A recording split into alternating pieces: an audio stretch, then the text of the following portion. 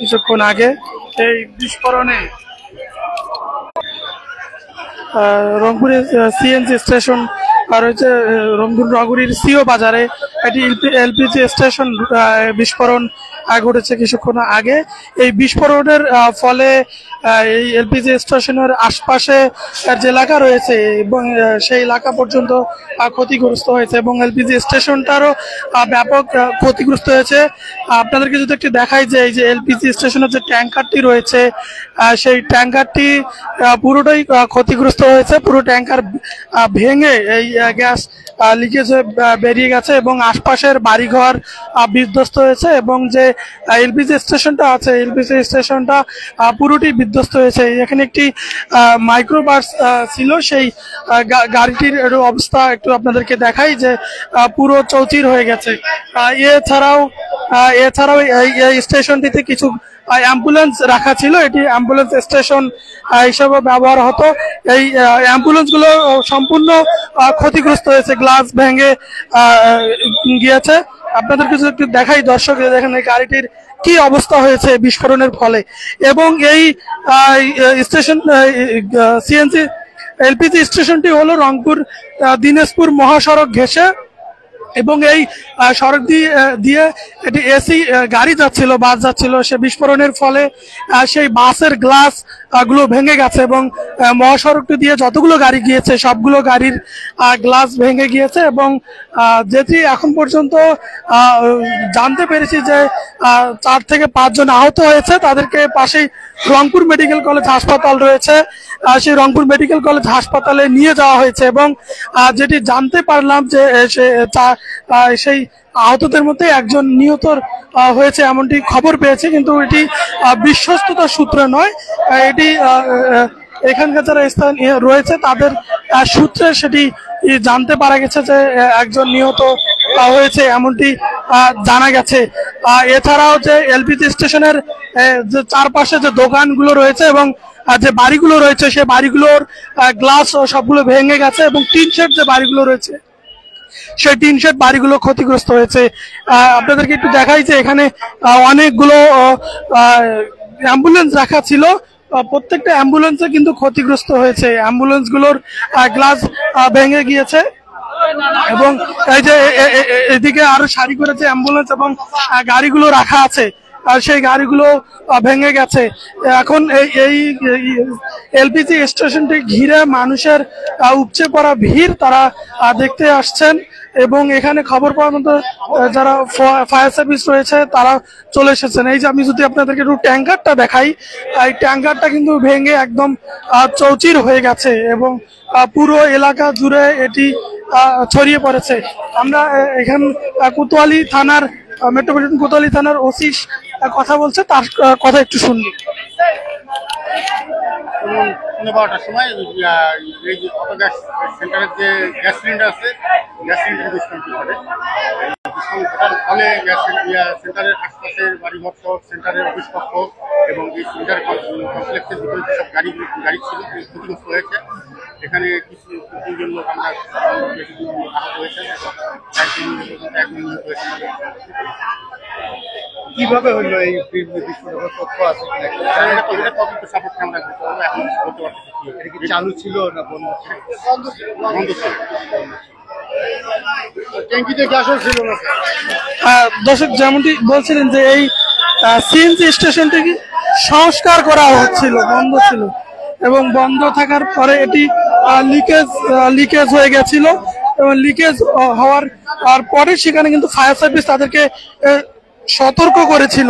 সতর্ক করার পরে আজকে কিন্তু এটি এই কিছুক্ষণ আগে, এখন থেকে 45 মিনিট আগে এটি বিস্ফোরিত হয়েছে। যে ট্যাঙ্কারটি যেখানে ছিল সেটি যদি আপনাদেরকে দেখাই যে এখান থেকে এটা পুরো বের হয়ে এসেছে, নিচ থেকে উপরে বের হয়ে এসেছে এবং এই যে ট্যাঙ্কারটি একদম ভেঙে চৌচির হয়ে গেছে, সেই অবস্থায় রয়েছে এমনটি দেখা যাচ্ছে। আপনাদেরকে যদি একটু দেখাই যে উপরে যে ছাউনিটি ছিল সেটা উড়ে গেছে এবং এখানকার যে কিছু যন্ত্রপাতি রয়েছে এবং সেগুলো কিন্তু উড়ে বিভিন্ন গাছের আগালে গিয়ে রয়েছে এবং এছাড়াও পাশে দেয়ালের ওপাশে যদি আপনাদেরকে একটু দেখাই যে ওই দেয়ালের ওপাশের যে বাড়িঘরগুলো ছিল সেই বাড়িঘরগুলো উড়ে গেছে এবং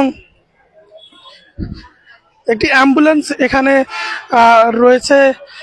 এখানে অনেকগুলো অ্যাম্বুলেন্স রয়েছে, সেই অ্যাম্বুলেন্সগুলো কিন্তু ভেঙে একদম দুমড়ে মুচড়ে গেছে। পাশে যে গাড়িগুলো রাখা ছিল সেই গাড়িগুলো কিন্তু ভেঙে দুমড়ে মুচড়ে গেছে। এই যারা অ্যাম্বুলেন্সের মালিক রয়েছেন তারা কিন্তু এখানে ছিল না থাকার কারণে কিন্তু হতাহতটা কম হয়েছে।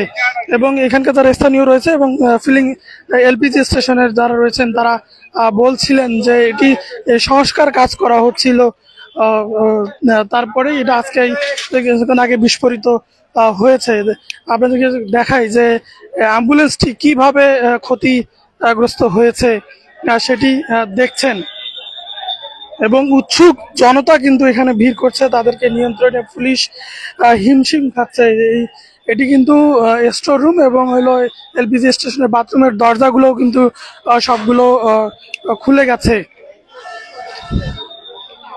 দেখছেন যে গাড়িটির কি অবস্থা হয়েছে এখানে এই এলপিজি স্টেশনটি বিস্ফোরিত হওয়ার পর। এছাড়াও আশপাশে যে বাড়িঘরগুলো রয়েছে সেই বাড়িঘরগুলোর কিন্তু ক্ষতি হয়েছে। আপনাদেরকে একটু আমি দেখানোর চেষ্টা করি নিরাপদে থেকে যতটুকু আপনাদেরকে দেখানো যায়। এই যে পাশে যে বহুতল ভবনগুলো রয়েছে সেই ভবনের গ্লাসগুলো ভেঙে গেছে এবং পরিবারে যারা রয়েছে তারা কিন্তু আতঙ্কিত হয়ে পড়েছে। এই পাশের এই এলপিজি স্টেশনটির পাশে যে বাড়িঘরগুলো টিন শেড বাড়িগুলো রয়েছে সেই বাড়িঘরগুলো কিন্তু ক্ষতিগ্রস্ত হয়েছে। আপনাদেরকে যদি একটু দেখাই যে পুরো বাড়ি ঘরগুলোরই ক্ষতিগ্রস্ত হয়েছে পাশের।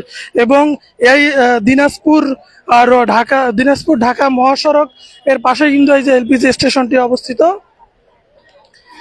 এই এলপিজি স্টেশন এই সড়ক দিয়ে একটি এসি গাড়ি যাচ্ছিল ঢাকার উদ্দেশ্যে, সেই গাড়িটি কিন্তু ক্ষতিগ্রস্ত হয়েছে, সবগুলো গ্লাস ভেঙে গিয়েছে এবং